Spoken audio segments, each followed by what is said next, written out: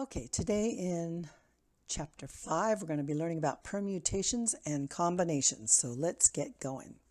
So a permutation is arrangement of objects in which the order is important.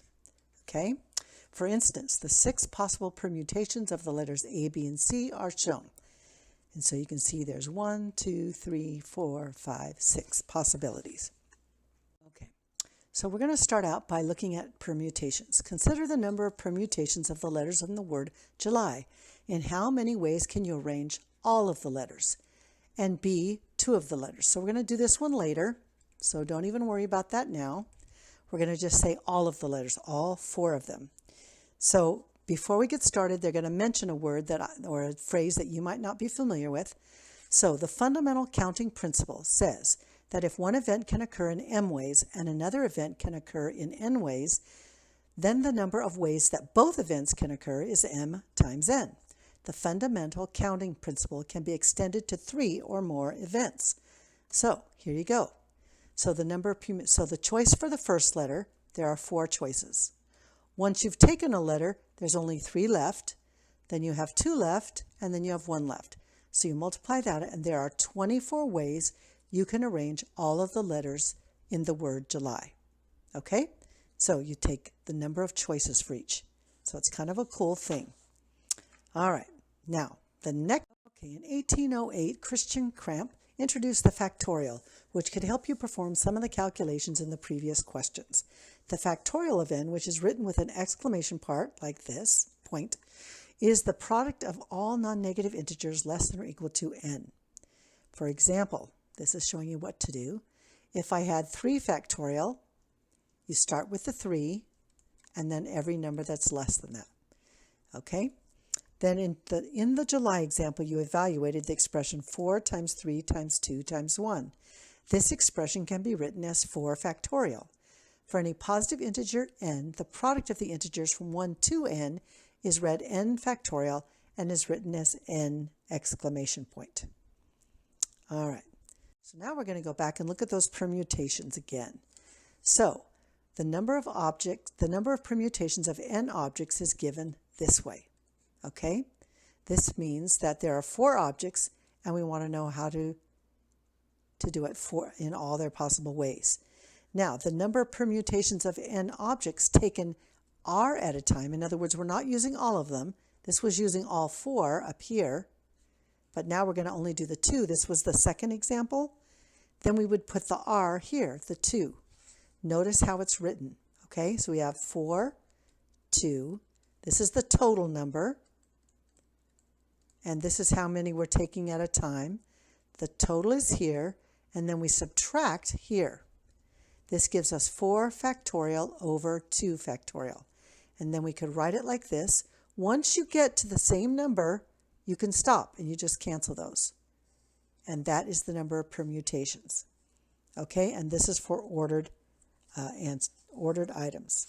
So this was the answer for B that we looked at before. Okay? All righty.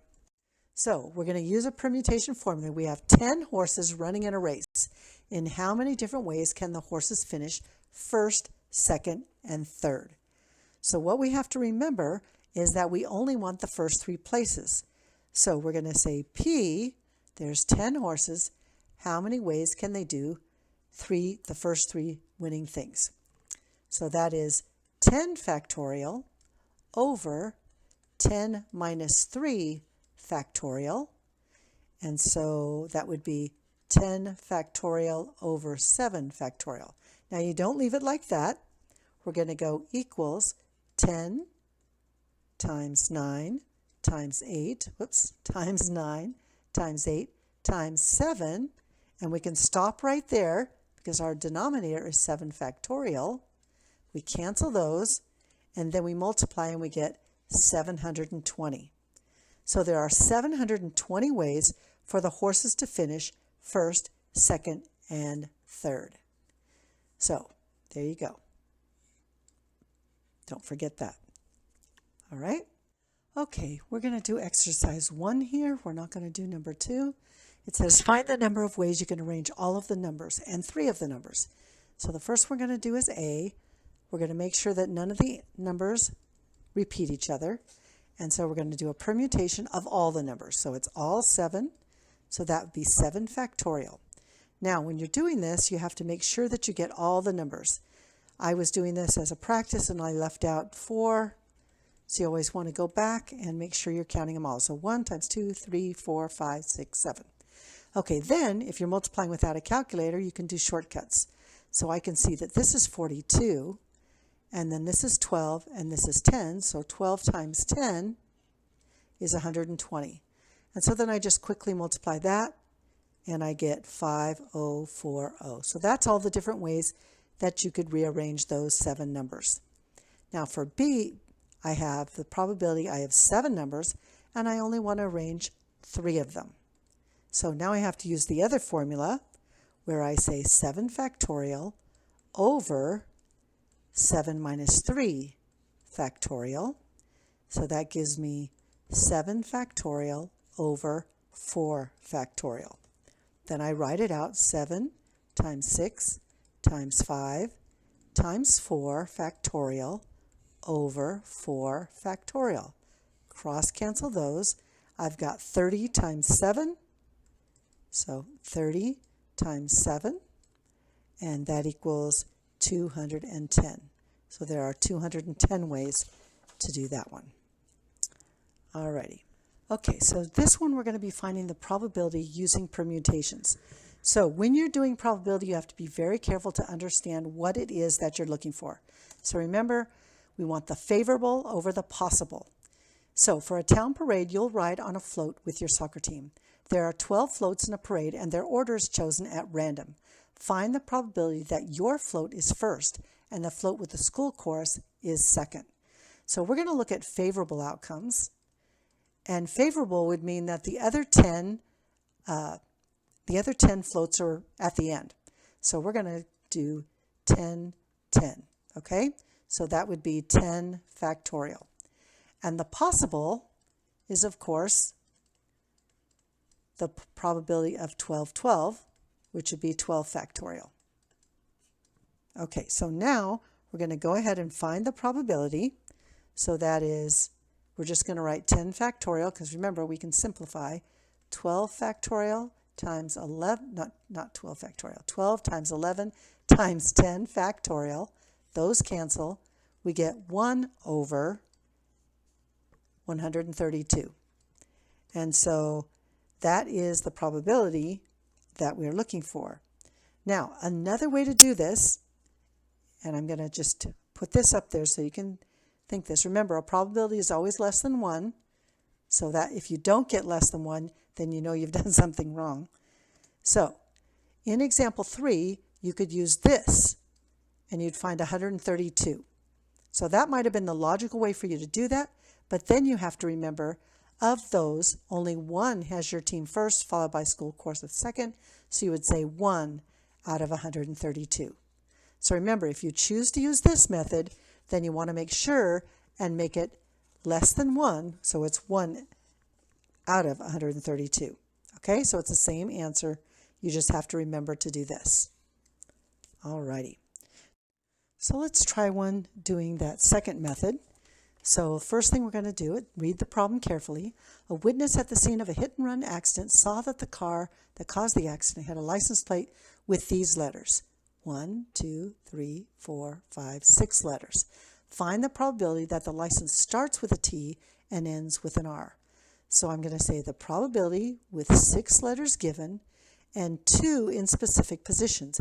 It doesn't have to be first and second, second and fourth. It could be first and last. So it's just saying that 2 of them are in a specific position. And so I'm going to do the shortcut. So that would be 6 factorial over 6 minus 2 factorial would be 6 times 5 times 4 factorial over 4 factorial. Those cancel. We get 30. But remember, we're asking for the probability, and the probability would be only 1 out of those. So that is your final answer. Okay? So make sure you always do that at the end. Okay, now we're going to talk about combinations. A combination is a selection of objects in which order is not important. For instance, in a drawing for 3 identical prizes, you would use combinations because the order of the winners wouldn't matter. If the prizes were different, then you would use permutations because the order would matter. So here's an example. So count the possible combinations of 2 letters chosen from the list A, B, C, D.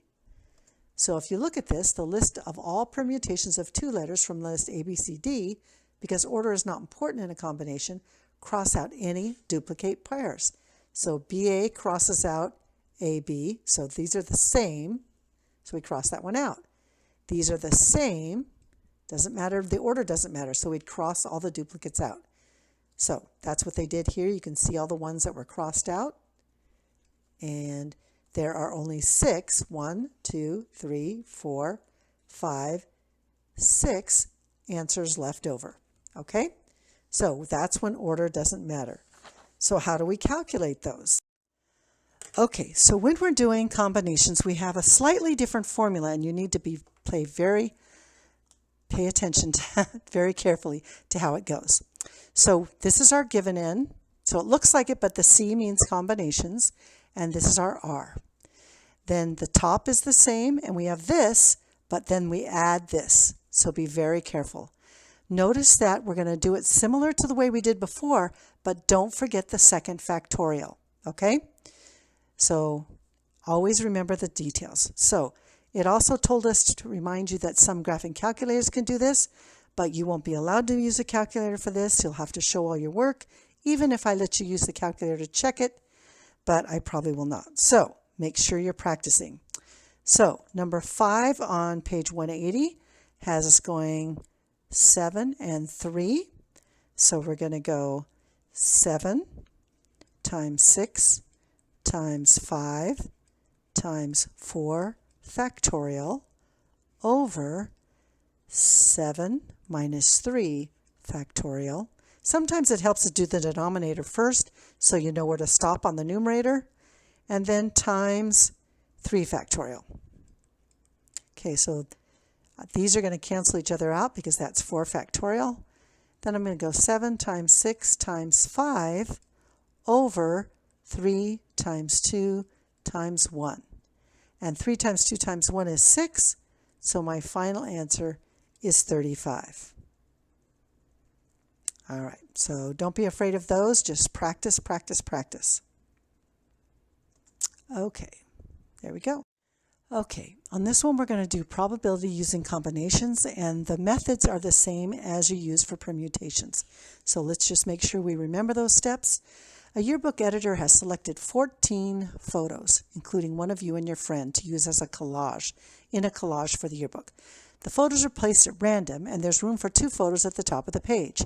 What is the probability that your photo and your friend's photo are the 2 placed at the top of the page? So the first thing we're going to do is write the total possible outcomes. We know that there are 14 total, and there's 1 photo of you and 1 of your friend, so we would calculate that out.